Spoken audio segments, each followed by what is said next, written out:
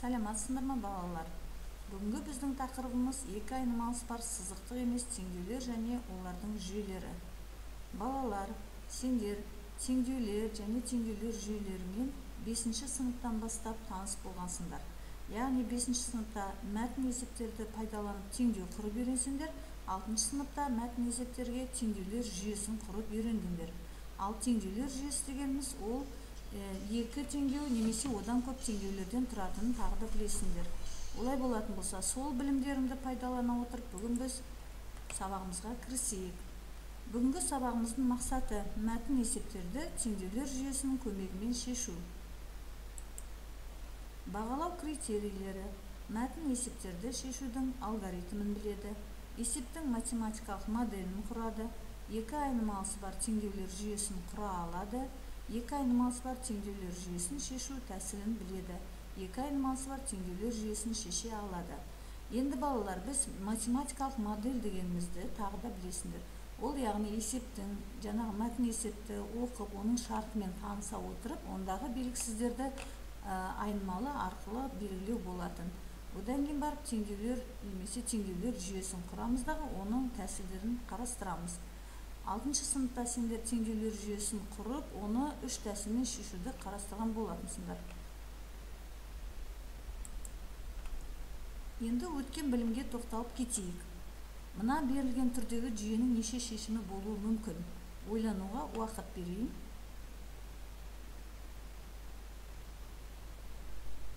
Балалар, яғни теңдеулер жүйесінің шешімі ол сол теңдеулер жүйесіндегі айнымалылардың дәрежелеріне байланысты болатын.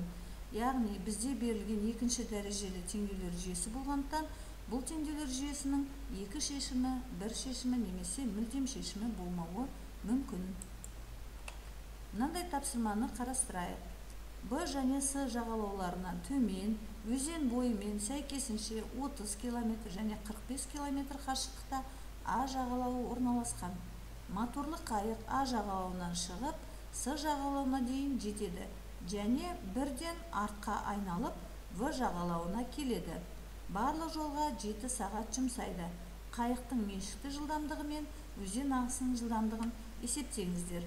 Балалар, мұндай есептерді біз қозғалысқа байланысты есептер деп қарастырып келгенбіз және оның шығару жолдарын біз білетінбіз. Олай болатын болса, есепті шешуге кірісейік. Бірінші кезеңде біз математикалық модель құруымыз керек. Яғни, біздің жағдайда екі айнымалы енгіземіз, өйткені бізде табу керек қайықтың меншікті жылдамдығын және өзен ағысының жылдамдығын. Олай болатын болса, x км сағат қайықтың меншікті жылдамдығы болсын, ал y км сағат өзен ағысының жылдамдығы болсын дейік. Онда x қосу y км сағат қайықтың өзен ағысының бойымен қозғалысының жылдамдығы, ал x азайту y км сағат қайықтың өзен ағысына қарсы қозғалысының жылдамдығы болады. Қайықтың бірінші рейсін қарастырайық. Ол ағыс бойымен 45 км және ағысқа қарсы 15 км жүзді. Демек, x қосу y-тан 45 сағат қайықтың A-дан S-ға дейінгі қозғалыс уақыты, x азайту y-тен 15 сағат қайықтың S-дан V-ға дейінгі қозғалыс уақыты болады. Қайық барлығы бірінші рейсте 4 сағат 40 минут, яғни 4,3-2 сағат жұмсады. Осылайша мынандай теңдеу аламыз. X қосу y-тан 45 қосу x азайту y-тан 15 тең 3-тен 14. Мұндағы x қосу y-тан 45 дегеніміз, жаңа айттық, өзен ағысының бойымен жүргендегі жылдамдығы жүрген жолы, ал x азайту y-тан 15 дегеніміз, ол өзен ағысына қарсы жүрген жолы болады. Қайықтың екінші рейсін қарастырамыз. Ол ағысқа қарсы 45 км және ағысқа қарсы 30 км жүзді. Демек, теңдеу бізде x азайту y-тан 45, ол S-дан A-ға дейінгі қозғалыс уақыты болсын, x қосу y-тан 30, ол A-дан B-ға дейінгі қозғалыс уақыты болады.